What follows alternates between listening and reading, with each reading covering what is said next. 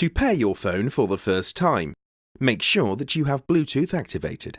Next, switch the ignition on and touch Tap to Connect Phone.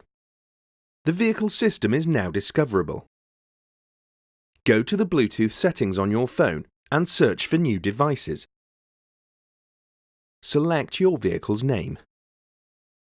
A passkey may be generated for certain phone models, and a confirmation message will appear on your phone and the vehicle's touchscreen. Check the passkey on the screen matches the one on your phone. Then select OK on your phone and Yes on the touchscreen. If pairing is successful, your phone's name will be displayed.